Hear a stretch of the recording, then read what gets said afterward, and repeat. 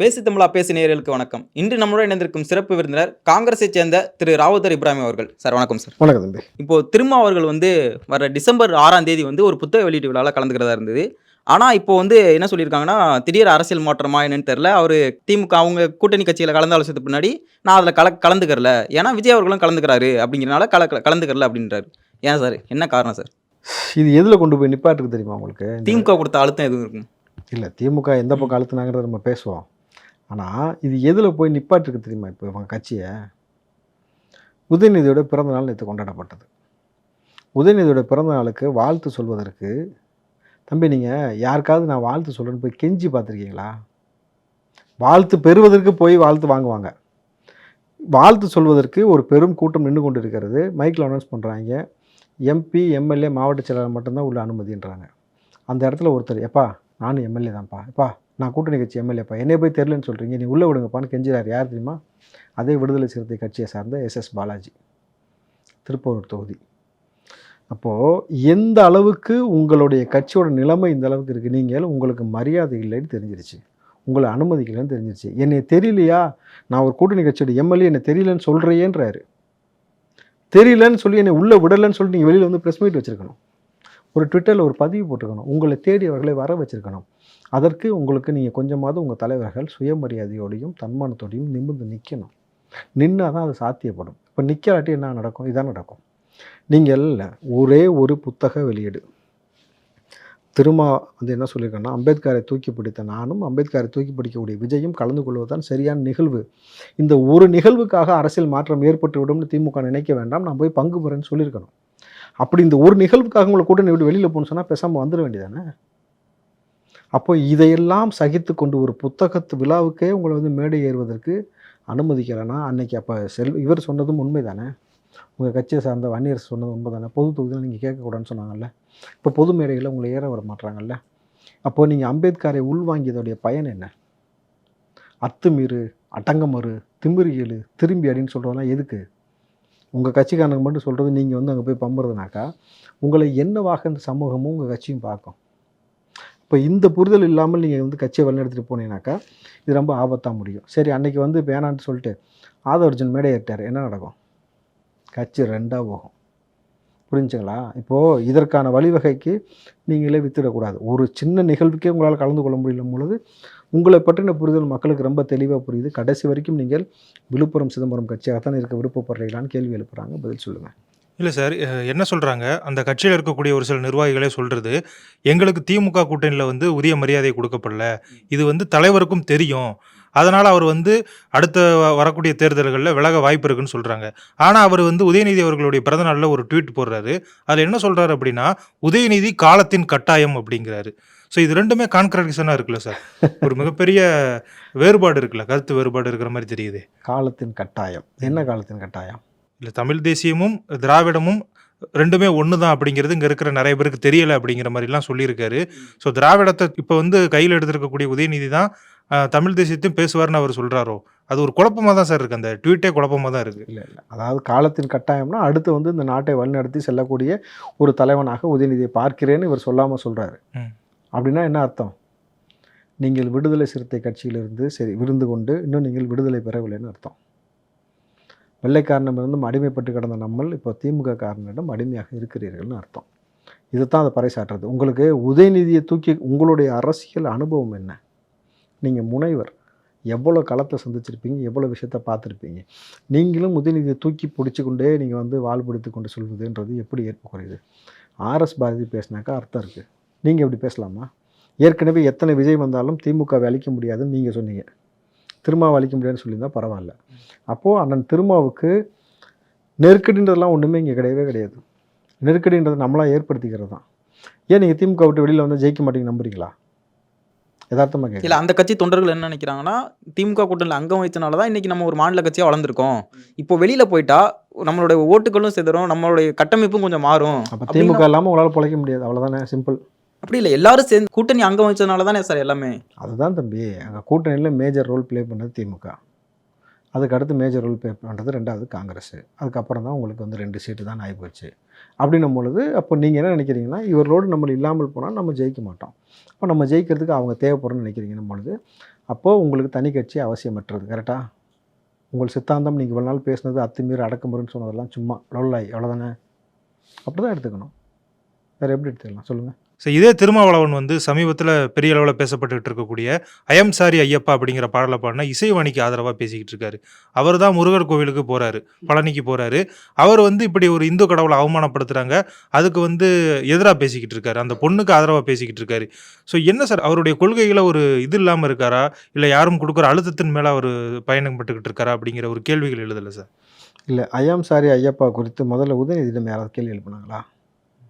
ஏன் எழுப்பலை? இது ஒரு மதம் சம்மந்தப்பட்ட பிரச்சனை. ஏற்கனவே இங்கே வந்து பிளவாடக்கூடிய பெரிய பிரச்சனை நிறையா போய்கிட்டு இந்த திமுக ஆட்சியில் வந்து கோயில்களுக்குள்ளே போக முடியாமல் எத்தனை கோயில் நீங்கள் பார்க்கலாம். திரௌபதி கோயிலேருந்து எத்தனை கோயில்களை வந்து இவர்கள் இழுத்து மூடுறாங்க. இன்னும் சொல்ல போனால் திமுக காரனே சரி, ஒரு ஆளை வந்து திமுக பொறுப்பில் அந்த நபர் மாணிக்கம்ன்ற ஒரு நபர் வந்து ஒரு பட்டியலின நபர் வந்து கோயிலுக்குள்ளே போனதற்காக அவனை அசிங்கமாக திட்டி பேசி பண்ண எல்லா காணொலியும் பார்த்தோம். அப்போது இன்றைக்கி இது ரொம்ப முக்கியத்துவம் வாய்ந்த பிரச்சனையாக மாறிடுச்சு. நம்மளுது இதை குறித்து ஏன் முதல்வரிடமும் துணை முதலமைச்சரிடம் யாருமே கேள்வி எழுப்பலை?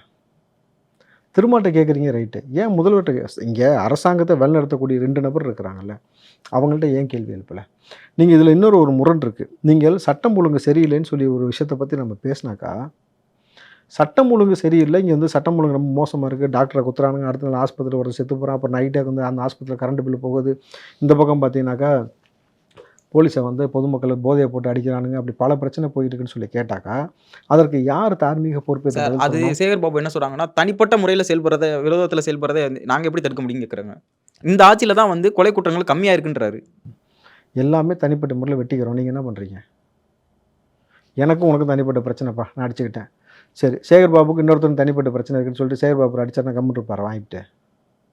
உதாரணத்துக்கு கேட்குறேன்.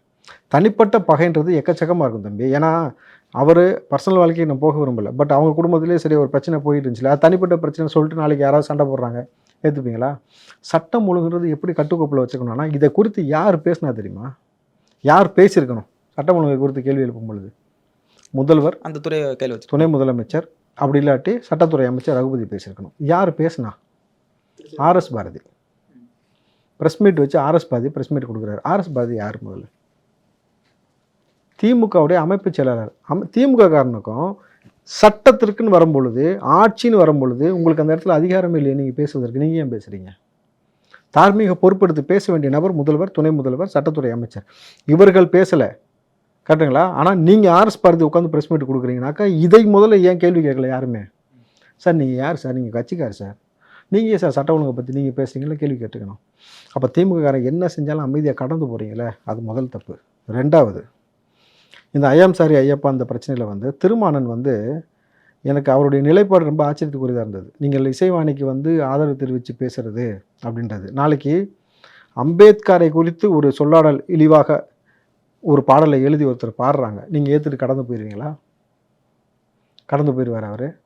அப்போது ஒரு அம்பேத்கருக்கு நீங்கள் இவ்வளோ முக்கியத்துவம் கொடுக்கும் பொழுது, பெருவாரியாக மக்கள் கொண்டாடக்கூடிய, பெருவாரியாக வணங்கக்கூடிய ஒரு கடவுளை பற்றி ஒருத்தர் பேசுனாங்கன்னா தப்புனா தப்புன்னு சொல்லிடணும் வெளிப்படையாக. சாதிக்காரன் அப்படின்றதுக்காக நீங்கள் தூக்கி பிடிக்கக்கூடாது. புரியுதுங்களா? உங்கள் ரஞ்சித்து அவங்க ட்ரூப்பில் இந்த பொண்ணு அப்படின்றதுக்காக நீங்கள் தூக்கி பிடிக்கிறீங்கனாக்கா, அப்போ இங்கேவும் உங்களை என்ன பார்ப்பாங்கன்னு ஒரு விஷயம் இருக்குல்ல. தப்புனா தப்புன்னு சொல்லுங்கள், ரைட்னா ரைட்னு சொல்லுங்கள். அதில் எதுக்கு உங்களுக்கு காம்ப்ரமைஸ்? அதுக்கு எதுக்கு முட்டு கொடுக்கணும்? திமுகவுக்கு முட்டு கொடுக்குறீங்க, ஏதோ வந்து உங்களுக்கு நடக்க போகுது, ஓகே. இங்கே முட்டு கொடுக்கல என்ன ஆக போகுது? அதற்கு அவங்க என்ன காரணம் சொல்கிறாங்கன்னா, இந்த பாடல் வந்ததே ரொம்ப வருடங்கள் ஆயிற்று, இப்போ தான் வந்து அரசியல் பண்ணுறாங்க, இந்த இங்கே உள்ள கட்சியெல்லாம் வந்து வேணும்னே அரசியல் பண்ணிகிட்டு இருக்காங்க, வேறு எந்த டாப்பிக்குமே வேறு ஏதோ ஒரு விஷயத்தை மறைக்கிறதுக்காக இங்கே உள்ள கட்சிகள் வந்து அரசியல் பண்ணுறாங்கன்றாங்க. எப்போவோ கொலை நடந்திருக்கும், ஏதாவது ஒரு எவிடன்ஸ் கிடச்சா அதுக்கப்புறம் தான் அவர் கண்டுபிடிச்சி தூக்கில் போடுவாங்க. எப்போயே நடந்த கொலை இப்போ ஏன்டா பிடிக்கிறீங்கன்னு கேட்க முடியுமா? நடந்துச்சா இல்லையா? விஷயம் அவ்வளோதான். நீங்கள் ஒரு மதத்தை குறித்து ஒரு பிளவாட அரசியலை எப்பயுமே எந்த மதத்தை குறித்தும் யாருமே செய்வதற்கு இங்கே வந்து தார்மீக அனுமதி கிடையாது தம்பி. அதை செஞ்சிங்கன்னா கேள்வி வரும். மணிப்பூரில் பெண்கள் நிர்வாணப்பட்ட பொழுது கேள்வி எழுப்புனீங்களா எழுப்பலையா? ஹிஜாப் விஷயத்தில் கை வச்சோன்னே இங்கே கேள்வி எழுப்புனீங்களா எழுப்பலையா? உணவு கலாச்சாரம் மாட்டுக்கறி விஷயத்தில் கை வச்சோன்னே கேள்வி எழுப்புனீங்களா எழுப்பலையா? அப்போ இதுலேயும் கேள்வி வரும். கேள்வி எழுப்பும் பொழுது பதில் சொல்ல வேண்டிய கடமையும் பொறுப்பு உங்களுக்கு இருக்கணும் பொழுது பதில் சொல்லணுமே தவிர முட்டு கொடுக்கக்கூடாதுல்ல. இப்படி முட்டு கொடுத்துக்கிட்டே இருந்துட்டு வாழ்க்கையில் கடைசியில் என்ன சாதிக்க போகிறீங்க? வாழ்க்கை கொஞ்ச நாள் தம்பி. அந்த வாழ்க்கையில் நம்ம வாழும் பொழுதே ஒரு பொது வாழ்க்கைக்கு வந்துட்டோம்னா இந்த மக்களுக்கு என்ன செய்கிறோம், என்னத்தை கற்பிக்கிறோம், எப்படி நம்ம நின்று போராடணும், எப்படி தப்புனா தப்புன்னு சொல்லணுன்றத ஒரு புரிதலோடு மக்களுக்கு புரிய வைக்கணும். அவன் தான் தலைவன், முட்டு கொடுப்பவன் தலைவன் கிடையாது. அவங்க என்ன சொல்றாங்கன்னா, நாங்க சேகர் பாபு அவர்கள் வந்து ஒரு பிரஸ் மீட்ல சொல்றாரு, "நாங்க நடவடிக்கை எடுப்போம். தப்பு இருந்தா கண்டிப்பா நடவடிக்கை எடுப்போம்" அப்படின்னு சொல்றாங்க. அதனால தான் அவங்க வந்து அறிக்கை விட்டுருக்காங்க. ஏன் நாங்க அதான் நடவடிக்கை எடுப்போம்னு சொல்லிட்டாங்களே, திரும்பவும் ஏன் அரசியல் பண்றீங்க அப்படின்னு கேள்வி வைக்கிறாங்க. இர்ஃபான் கூட தான் நடவடிக்கை எடுப்பேன்னு சொன்னீங்க, எடுத்தீங்களா? கடைசியில் ஒரு முட்டு கொடுத்தீங்க. முதல்ல சேகர் பாபு மீது முதல்ல நடவடிக்கை எடுக்கணும். ஏன்னு சொல்லுங்கள் பார்ப்போம். முருகருக்கு மாநாடுன்னு ஒன்று எடுத்தீங்க, அதில் எந்த பிரச்சனையும் கிடையாது. அந்த முருகன் மாநாட்டில் மாணவ பிள்ளைகளை வச்சு கந்தசஷ்டி கவசம் சொல்ல வைப்போம் தீர்மானம் நிறைவேற்றுறீங்க. மாணவ பிள்ளைகளை எப்படி நீங்கள் அதை பயன்படுத்த முடியும்? ஒரு குறிப்பிட்ட மதம் சம்மந்தப்பட்ட விஷயத்தில் கந்தசஷ்டி கவசம் சொல்வதற்கு அரசாங்க பள்ளியில் இருக்கக்கூடிய மாணவ பிள்ளைகளை எப்படி நீங்கள் கொண்டு வர முடியும்? இதுவே தப்பாச்சே. அவருக்கே மூலம் எந்த புரிதலும் இல்லைல்ல. நீங்கள் துறை சார்ந்த நபர்களுக்கு தான் அந்த துறையை கொடுக்கணும். சேகர் பாபு தெய்வ பக்தி இருக்குது, அறநிலையத்துறையை கொடுத்தீங்க, ஓகே. மாசுக்கு எதுக்கு மருத்துவத்துறையை கொடுத்தீங்க? இப்படி ஆளாளுக்கு தாந்தோணித்தனமாக எதையாவது ஒரு விஷயத்தை செஞ்சுக்கிட்டே இருந்த பொழுது இது வந்து நம்மளுடைய நாட்டுக்கு, நம்மளுடைய கல்ச்சருக்கு இது சுத்தமாக செட் ஆகாது தம்பி. இங்கே மண் சார்ந்து, மரபு சார்ந்து, குலதெய்வ வழிபாடு சார்ந்து வாழக்கூடிய நம்ம மக்கள், புரியுதுங்களா? அவர்களுக்கு எந்த மதத்தை பிடிச்சிருக்கோ அந்த மதத்தில், நீங்கள் நேற்று ஹிந்துவாக இருக்கலாம், நாளைக்கு முஸ்லீமாக மாறலாம், நாளை கழிச்சு கிறிஸ்தவராக மாறலாம், நீங்கள் பௌத்தத்துக்கு போகலாம். ஒரே ஆள் 4 மதத்தில் மாறி போயிட்டே இருக்கலாம், அது அவன் உரிமை.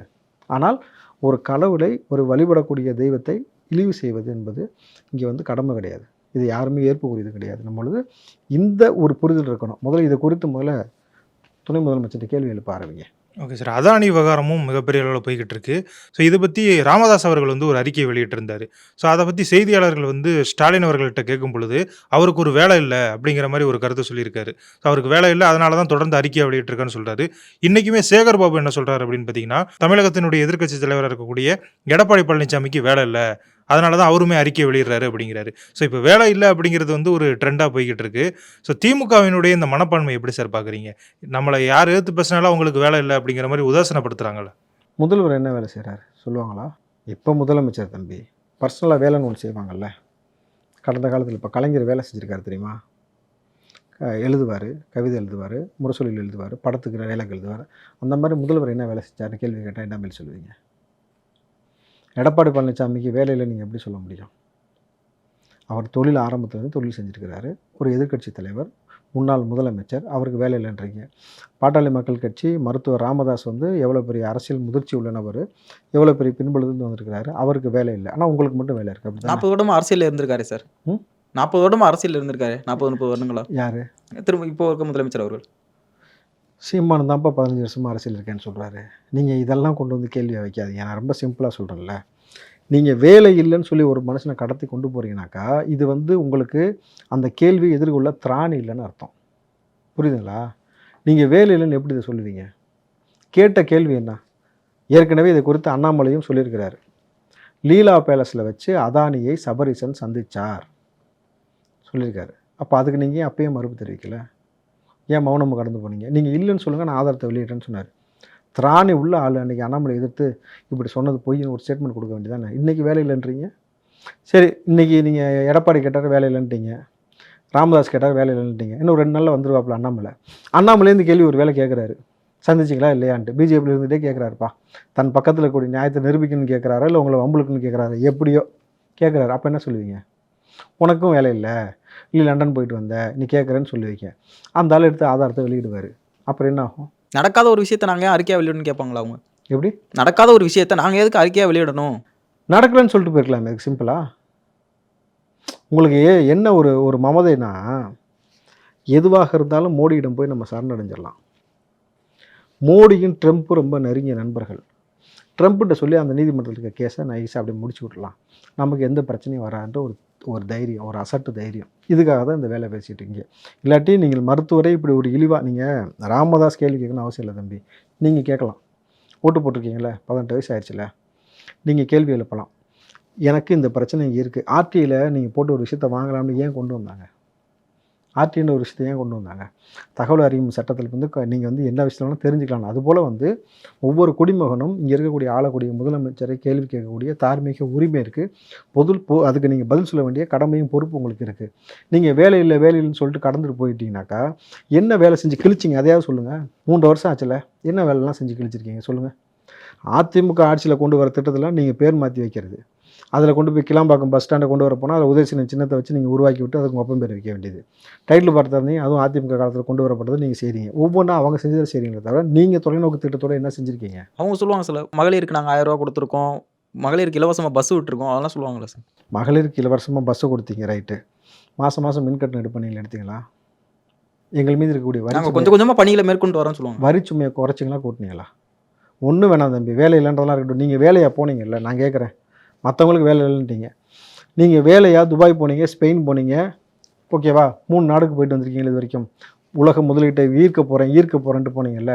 சரி, அது வேலையாக தானே போனீங்க. எத்தனாயிரம் கோடி முதலீடு வந்திருக்கு, வெள்ளை அறிக்கை கொடுங்க. உங்கள் மகனுக்கு வேலை இருந்துச்சுல, ஃபார்முலா கார்ஸ் நடத்தினா பல ஆயிரம் கோடி உள்ளே வரும்னு சொன்னீங்கல்ல, அதற்கான வெள்ளை அறிக்கையை கொடுங்க. கூவத்தை சுத்தம் பண்ணுறதுக்கு வருஷம் நிதி ஒதுக்குறீங்கல்ல, என்ன பண்ணி கிழிச்சிங்கன்னு சொல்லி வெள்ளை அறிக்கை கொடுங்க. உங்களுக்கு வேலை இருந்துச்சுல, நீங்கள் செஞ்ச வேலையை தான் கேள்வி கேட்குறேன், பதில் சொல்லுங்கள். இல்லை சார், அவங்க பதிலை வந்து அவங்களுடைய இதாக தானே சார் சொல்கிறாங்க. இப்போ பார்த்தீங்கன்னா நாங்கள் 200 தொகுதியில் ஜெயிச்சிருவோம் அப்படின்னு சொல்லி சொல்கிறாங்க. இது ஒரு கான்ஃபிடன்ஸ் தானே. அவங்களுடைய திட்டங்கள் வெற்றி பெற்றிருக்கு அப்படிங்கிற நம்பிக்கையில் தான் இந்த மாதிரி டார்கெட்லாம் வைக்கிறாங்க. சும்மா சொல்லிட முடியாதுல்ல சார். 40க்கு 40 ஜெயிச்சிட்டாங்க. ஸோ அடுத்து 200 அப்படிங்கிற டார்கெட்டில் அவங்க அச்சீவ் பண்ணுறதுக்கான வாய்ப்புகள் இருக்குல்ல. நான் கேட்டது நீங்கள் என்ன சொன்னீங்க? வேலை இல்லை நீங்கள்ல. நீங்கள் உங்களுக்கு வேலை இருக்குன்னீங்க, நீங்கள் செஞ்ச வேலைக்கான விஷயத்தை வெள்ளரிக்கையை கொடுங்கன்னு கேட்குறேன். அதுக்கு பதில் சொல்லணும். 40க்கு 40, 80க்கு 80லாம் எனக்கு தேவையே கிடையாது. புரியுதுங்களா? அது மோடியா ராகுலா வந்ததுனால இது ராகுலுக்கு கிடைச்ச வெற்றியாக தான் நான் அதை பார்க்குறேன். புரியுதுங்களா? அதனால தான் வந்து இங்கே வந்து தமிழ்நாட்டில் வேணான்னு புறக்கணிச்சிருக்கிறாங்க. 2026 லட்சம் என்னன்றது நம்ம பார்ப்போம். அதுக்கு முன்னாடி உங்களுக்கு வேலை இருக்குன்னீங்களா, நீங்கள் செஞ்ச வேலையை பற்றி தான் கேட்குறோம். மக்கள் எங்களை அங்கீகரிக்கிறாங்கன்னு ஒரு கேள்வி இருக்குல்ல சார்? நாங்கள் வேலை செஞ்சனால தானே எங்களை மக்கள் அங்கீகரித்து 40 கொடுத்துருக்காங்க. தம்பி, இப்போ வாங்க, இப்போ உள்ள கரண்ட் இஷ்யூக்கு வாங்க. மக்கள் உங்களை அங்கீகரிச்சாங்களா? விவசாயம் இப்போ கடந்த பார்லிமெண்ட் தேர்தல் சார் ஜெயிச்சார். இப்போ உள்ள கரண்ட் இஷ்யூக்கு பேசுவோமே. சரி, மக்கள் உங்களை அங்கீகரிச்சாங்கல்ல, மக்களை போட்டு ஏன் சாவடிக்கிறீங்க? இந்த பரந்தூரில் வந்து மோடி கேட்டாரா விவசாய நிலத்தை கையகப்படுத்தி கொடுன்னு? இடம் தேர்வு பண்ணி தானே கொடுக்க சொன்னார். நீங்கள் தான் டெல்டா காரனாச்சுல, அப்பாவும் சொல்லியாச்சு, பிள்ளையும் சொல்லியாச்சு. அந்த இடத்த விவசாயியை கொடுத்துருங்க பார்ப்போம். கொடுப்பீங்களா? சொல்லுங்கள். 16 வயசு பையன், 14 வயசு பையன்லாம் போதையை போட்டு ரயில்வே ஸ்டேஷனில் கண்டவனு அடிச்சுட்டு கிடக்கிறான். நீங்கள் செஞ்ச வேலையோட லட்சணம் இதானா? சின்ன பிள்ளைங்களை கூட்டு போய் பாலியல் வன்புணர்வு செஞ்சுட்டு கிடக்கிறான்னு நீங்கள் செஞ்ச வேலையோட லட்சணம் இதானா? என்ன வேலை செஞ்சுருக்கீங்க? நைட்டு டார்ச் தூக்கிட்டு சுற்றுறாரு உதயநிதி, ஆய்வு பண்ண போகிறேன்ட்டு. ஆய்வு பண்ண எப்போ தம்பி போகணும்? நடுராத்திரியா? அது என்ன ஆய்வு? அந்த வந்து ஃபுல்லாகவே பார்த்தீங்கன்னாக்கா வந்து ஆகாய தாமரெலாம் எடுத்தாச்சா, தூர் வாரியாச்சா, நீர்வழி பாதையெல்லாம் சரியாயிருச்சான்னு சொல்லி பார்க்குறது எப்போ போய்? மழைக்கு முன்னெச்சரிக்கையாக நடவடிக்கை எடுக்கிறாங்க. எப்போ? இதுக்கு முன்னாடி மழை வந்தப்பவும் அவர் முன்னெச்சரிக்கையாக நடவடிக்கை எடுக்கிறதெல்லாம் போய் ஆய்வு பண்ணியிருந்தாரு சார். நான் உங்களுக்கு காட்டவா, காணொலி காட்டவா, போட்டு காட்டவா? உதயநிதி சொன்னதையே அவர் சொன்னதே சொல்கிறேன். 4 மாதமாக வச்சு எல்லாத்தையும் அதிகாரிகள் வேலை செய்ய சொன்னால் ஒருத்தனும் வேலை செய்யலை. நடுராத்திரி நான் 12 மணிக்கு போனதுக்கு அப்புறம் தான் வேலையவே செய்கிறாங்கன்னாரு. அப்போ நீங்கள் நடுராத்திரி 12 மணிக்கு போனால் தான் வேலை செய்கிறாங்கன்னு தெரியுதுல்ல. நடுராத்திரி போகிறது போல் பகலில் போக வேண்டியது தானே? வேலை செய்யலாம்ல, வேலையை வாங்கியிருக்கலாம்ல. ஏன் ராத்திரி போகிறீங்க? பகல்லாம் என்ன செய்றீங்க? என்ன வேலை செஞ்சுட்டீங்க? எனக்கு புரியவே இல்லை. நீங்கள் வேலை செய்கிறேன்றீங்க, இந்த பக்கம் பார்த்தா உங்களை கேள்வி கேட்டால் உங்களுக்கு வேலை இல்லைன்றீங்க. நீங்கள் செஞ்ச லட்சணத்தை சொல்லுங்கன்னு கேட்குறோம். அதையே சொல்லுங்கள் மக்களுக்கு தெரிஞ்சு போகலாம். நாங்களாம் இப்போ வேலை இருக்குன்னு சொல்கிறார்ல முதல்வர், இவர் செஞ்ச வேலையை பற்றி பேசுவோமா? குழந்தைக்கு பேர் வைக்க சொன்னாக்கா ஆம்பளை பையனா பொம்பளை பையனான்னு கேட்டு ஆம்பளை பையனோட திராவிடன்னு பேர் வைக்கிறாரு. திராவிடன்றது ஒரு பேரா? இவ்வளோ நாளாக நீங்கள் என்ன சொன்னீங்க? திராவிடன்னா என்ன சொன்னீங்க? திராவிடம் என்ன சொன்னீங்க? இப்போ திராவிடன்னு பேர் வைக்கிறீங்க. ஏன்டா அப்போ ஒரு பேர் தான், ஒரு தனிப்பட்ட நபருடைய பேரை தான் இவ்வளோ நாள் தூக்கி பிடிச்சி கொண்டாடிக்கிட்டு இருந்தீங்களான்னு ஒரு கேள்வி இருக்குல்ல. 1. 2வது, உங்கள் வீட்டில் குழந்தைங்க பிறந்தால் மட்டும் இன்பநிதி, தயாநிதி, உதயநிதி, கலாநிதின்னு பேர் வைக்கிறது, வெறும் நிதியாக வைக்க வேண்டியது. எங்கள் வீட்டில் பிள்ளைங்க பிறந்தாக்கா திராவிடன். இது என்ன பேச்சு? சரி, இந்த பேர் வைக்கிறதுக்கு எவ்வளோ காசு வாங்கினீங்க? சொல்லுங்கள். ஏன்னா நான் சொல்ல தம்பி, அவரே தான் சொல்லியிருக்காரு. கலைஞர் சொல்லியிருக்காரு, ஸ்டாலின் சொல்லியிருக்காரு, உதயநிதி சொல்லியிருக்காங்க. ஒரு வீட்டு நிகழ்ச்சியில் கலந்துக்கிட்டால் ஒரு அமௌண்ட்டான், கல்யாணத்தில் கலந்துக்கிட்டால் ஒரு அமௌண்ட்டான். அவங்கள்ட்ட இவர் கொடுக்குறது இல்லை, அவங்கள்ட்ட வாங்குறது. ஒரு திண்ணையில் உட்காந்து ஒரு வீட்டில் டீ குடித்தா அதுக்கும் காசு கொடுப்பாங்களாம். காசை வாங்கிட்டு தான் அங்கே உட்காந்து குடிக்கிறது. ஒரு குழந்தைக்கு பேர் வச்சா நாங்கள் காசு இல்லைன்னு வாங்கிட்டு தான் பேர் வைப்போம். இந்த திராவிடன்னு ஒரு பேரை வச்சு விட்றதுக்கு எவ்வளோ காசு வாங்கினீங்க? அப்போ இதான் நீங்கள் செய்கிற வேலை இல்லையா? இப்படி பேர் வைக்கிறதுக்கு ஒரு வேலை, இது ஒரு வேலைன்ட்டு நீங்கள் பெருமை பேசிகிட்டு இருக்கிறீங்க. நம்மளுது உங்களை கேள்வி கேட்டால் எதிர்கட்சி தலைவராக இருந்தாலும் உங்களுக்கு வேலை இல்லைன்னு வேண்டியது, ராமதாஸாக இருந்தாலும் வேலை இல்லைன்னு வேண்டியது. அப்போ என்ன வேலை நீங்கள் செஞ்சீங்கன்னு நம்ம கேட்குறோம்னா அதையாவது சொல்லுங்கள். வெள்ளை அறிக்கை கொடுங்கன்னு கேட்குறோம். கொடுப்பீங்களா? அப்போது தார்மீக பொறுப்பேற்று முதல்வரை போல் பேசணும். நீங்கள் இருக்கக்கூடிய கட்சிக்காரங்களாம் வச்சு பிற கட்சி நபர்களை வந்து இழிவுபடுத்தக்கூடிய வேலையை நீங்கள் செஞ்சீங்கன்னாக்கா 200 கிடையாது, 234 உங்கள் தான் சொல்லிட்டு நீங்கள் சுற்றுங்க, ஒன்றும் பிரச்சனை கிடையாது. மக்கள் என்ன செய்ய போகிறாங்கன்னு பொறுத்திருந்து பாருங்கள். Okay sir. இன்னும் ஒரு சில நாட்கள்ல தமிழக பாஜக தலைவர் அண்ணாமலை அவர்கள் வந்து லண்டன்ல தன்னுடைய படிப்பை முடிச்சுட்டு தமிழகத்துக்கு திரும்ப இருக்காரு. ஸோ அவர் வந்ததுக்கு அப்புறமா மிகப்பெரிய மாநாடுகள் நடத்த போறாங்க. அதே மாதிரி ஊர் ஊரா போய் மக்கள சந்திக்க போறாரு. அதாவது எண்மண் எண் மக்கள் யாத்திரையோட அடுத்த பாகம் மாரி இது இருக்க போகுது அப்படின்லாம் சொல்றாங்க. ஓகே. ஸோ இதெல்லாம் வச்சு பார்க்கும் பொழுது இந்த 200 பிளஸ் அப்படிங்கிற டார்கெட் வந்து நடக்க வாய்ப்பில்ல அப்படின்னு பாஜகக்காரங்க சொல்றாங்க. நீங்க வந்து திமுக கூட்டணியில இருக்கக்கூடிய ஒரு நபர் தான். ஸோ இந்த அண்ணாமலை அவர்களுடைய இந்த நடவடிக்கைகள் நீங்க எப்படி சார் பார்க்குறீங்க? விடுதலை பார்ட் 2 மாதிரி இப்போ அண்ணாமலை பார்ட் 2வா? எண்மண் எண் மக்கள். அதான் அண்ணாமலை பார்ட் 2 வெர்ஷன் மாதிரி என் மக்களுடைய நடைபயணத்தை செய்ய போகிறாரு. கிட்டத்தட்ட பார்த்தீங்கன்னாக்கா இப்போ அரசியல் களம் வந்து வேறு ஒரு பரிமாணம் வரும். ஏன்னாக்கா என் மக்கள் இவர் ஒரு பக்கம் போகிறாரு, விஜய் ஒரு பக்கம் ஜூலை மாதத்துக்கு மேலே வந்து அவர் நடைபயணம் போவதற்கான ஒரு திட்டம் இருக்குது. இவர் ஒரு பக்கம் அவர் ஒரு பக்கம். 200 உங்களுக்கு கிளிக்குமா வந்து? நான் கேட்குறேன். ஏற்கனவே திமுக இங்கே நாம் தமிழர் கூடாரம் காலியாச்சு. திமுகலேருந்து இந்த பக்கம் வந்துக்கிட்டு இருக்காங்க, இளைஞர்கள் வந்து இவர்கள் நோக்கி வராருன்னு சொல்லிட்டு தான் கதறி கிடக்கிறார் உதயநிதி. அப்போ பெருவாரியாக இளைஞர்களை ஈர்க்கக்கூடிய நபராக இருக்கிறார் விஜய். இந்த பக்கம் அண்ணாமலை என்ன சும்மா இருப்பார் அவர் பங்குக்கு? அவருடைய வேலையை செய்யும் பொழுது உங்களுக்கு 200 சாத்தியமே கிடையாது. 30 கிடைக்கும், வாங்கி வச்சுக்க வேண்டியதான். அதை தாண்டி வந்து திமுக பெரிய லெவலில் வரும்னு நீங்கள் ஒரு மனக்கோட்டை கெட்டுவதே எதுக்குனாக்கன்னா உங்கள்கிட்ட இருக்கக்கூடிய பணம், சாதி அரசியல், சாராயம், இதை வைத்துக்கொண்டு ஒரு பிளவாடக்கூடிய அரசியலை மேற்கொள்வதற்கான எல்லா வேலையும் நீங்கள் செய்வீங்க. ஆனால் இதற்கு மேலே டெக்னாலஜி வளர்ந்துருக்குன்றதுனால உங்களை நூக்கன் கார்னர் வாட்ச் பண்ணி உங்களை எப்படிலாம் வந்து எந்த மக்கள் மத்தியில் கொண்டு போய் வச்சு அதற்குள்ளே உங்களுடைய கூடாரத்தை காலி பண்ணுவதற்கான வேலையை தொடர்ச்சியாக செய்வார்கள். ஆனால் அண்ணாமலையிடம் ஒரே ஒரு வேண்டுகோள் தான். நீங்கள் கொண்டு வந்த டிஎம்கே ஃபைல் 1 ஃபைல் 2 வெளியிட்டீங்களே, அதோட நிலைமை என்னாச்சு? துரைமுருகன் மீது மணல் வழக்கு நிலுவையில் இருக்குது. 5 இடி அதிகாரிகளை கொண்டு போய் விசாரணைக்கு உட்கார வச்சிங்க. அந்த வழக்கு ஏன் இன்னும் நிலுவையில் கிடக்கு? ஏன் இன்னும் அடுத்த நகர்ந்து போகவே இல்லை? 2G வழக்கு வந்து கனிமொழி மீதும் ராசா மீதும் வந்து திருப்பி வந்து உச்சகட்டம் பெறும்னு சொன்னீங்க. ஆனால் பெறாமலே அமைதியாக போயிருக்குனாக்கா அது ஏன் போயிருக்கு? 2024 எலெக்ஷனுக்கு பிறகு திமுக என்ற ஒரு கட்சியே இருக்காதுன்னு மோடியும் சவால் விட்டார், அண்ணாமலையும் சவால் விட்டீங்க. இன்ன வரைக்கும் அந்த கட்சி இருக்குனாக்கா இப்போ உங்களுடைய செயல்பாடு கம்மியாக இருக்குது. எதனால் கம்மியாச்சு? என்ன காம்ப்ரமைஸ் ஆச்சு? சார் இதெல்லாம் வந்து அவங்களோட தொண்டர்களை வந்து ஒரு உற்சாகமாக வச்சுக்கிறது தானே சார் இதெல்லாம் சொல்லுவாங்க. எல்லா கட்சியுமே சொல்கிறது தானே, நாங்கள் 200 பெறுவோம், 40 பெறுவோம் அப்படி சொல்கிறது. தொண்டர்களை வந்து உற்சாகமாக வச்சுக்கிறதுக்கு அவங்க சொல்லிட்டு போட்டோம். ஆனால் இந்த வார்த்தையை சொன்னது மோடி, நாட்டுடைய பிரதமர். 2024 எலெக்ஷனுக்கு பிறகு திமுக ஒரு கட்சி இருக்காதுன்ட்டு. தமிழ்நாட்டுடைய மாநில தலைவர் அண்ணாமலை தான் அதையும் சேர்த்து அவர்னு சொன்னார். அப்போது நீங்கள் சொல்வதை வந்து தொண்டர்களை உற்சாகப்படுத்தணும்னு எடுத்துக்க முடியாதுல்ல. அப்படி எடுத்துக்கிறதா இருந்தால் அப்போ நீங்கள் இனிமேட்டு எதை நீங்கள் வெளியிட்டாலும் இதை உற்சாகப்படுத்துறதுக்கு சும்மா வெளியிடுறாங்கன்னு கடந்து போயிடுவாங்கல்ல. அப்போது இவ்வளோ விஷயம் நீங்கள் செஞ்சீங்களே எஃபர்ட் போட்டு, அதுக்கான எண்ட் ரிசல்ட் என்ன? ஒன்றுமே இல்லை. அப்போ அதோடைய வேலையை தொடருங்க. அந்த வேலையை தொடர்ந்து ஃபைல்ஸ் 1 ஃபைல் 2 வெளியிட்டீங்க, யார் மீது குற்றம்லாம் சுமத்துனீங்களோ அவர்களுக்கு தண்டனை வாங்கி கொடுக்க வேலையை பாருங்கள். துரைமுருகன் இருக்கார்ல, அவருடைய வழக்கு என்னாச்சு? பொன்முடி வழக்கு இன்னும் நிலுவையில் கிடக்கு. KKSSR, கீதா ஜீவன், ஆர் ராசா, 2G வழக்கு எல்லாமே இருக்குல்ல, தூசி தட்டுங்க. உங்கள் அரசு எல்லாமே நீதிமன்றத்தில் நடந்துட்டு தானே சார் இருக்கணும். நீங்கள் என்ன செய்றீங்க? நீங்கள் அது அடுத்தடுத்த கட்டமாக எல்லா வழக்கும் நீதிமன்றத்தில் இருக்குன்னா அப்போ நீங்கள் என்ன செய்வீங்க? அந்த நீதிமன்றத்தில் போயிட்டு எப்போ வரும்? எலெக்ஷன் முடிஞ்சதுக்கப்புறம் வருமா? அதுக்கப்புறம் சார் நீங்கள் களத்துக்கு வந்துட்டீங்க, அரசியல் செய்ய தான் வந்திருக்கீங்கன்னா அரசியல் செய்யுங்க. அதில் நீங்கள் பேருக்கு ஒன்று வெளியிட்டுட்டு கடந்து போயிடக்கூடாதுல்ல. அழுத்தத்தை நீங்கள் வந்து அதிகமாக கொடுத்து எப்படி நீங்கள் சேலஞ்ச் பண்ணீங்களோ அதை வந்து சரிக்கு சமமாக செய்யணும். அப்படி இல்லாட்டி மோடிட்ட வந்து இவர் காம்ப்ரமைஸ் ஆகிட்டார், அதனால தான் அண்ணாமலை வந்து அமைதியாக போகிறான்னு இன்னொரு பேர் வரும். அப்படி வராமல் நீங்கள் ஒரு அரசியல் பண்ணணும். நீங்கள் தன்னை வந்து நிரூபிக்கணும்னு நினச்சேனாக்கா இறங்கி டிஎம்கேக்கு கண்ணில் விரல விட்டு ஆட்டுற வேலையை பார்க்கணும். எங்களோடு இணைந்து உங்களுடைய கருத்துக்களை பகிர்ந்ததுக்கு நன்றி. நன்றி தம்பி. இறைவன் வந்து ஒளி வடிவானவன் அப்படின்றத நான் அடிக்கடி சொல்லியிருக்கேன். அந்த தத்துவத்தை நிறைவேற்றக்கூடிய அமைப்பு தான் இது.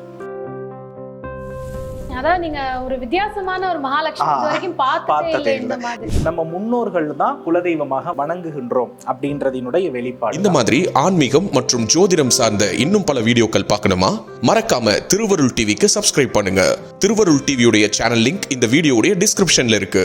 பேசு தமிழா பேசுவினுடைய மக்கள் ஃபவுண்டேஷன் மூலமாக நம்ம ஒரு மிகப்பெரிய ஒரு பசு சரணாலயம் அமைப்பதற்கான முயற்சியில் ஈடுபட்டிருக்கோம்.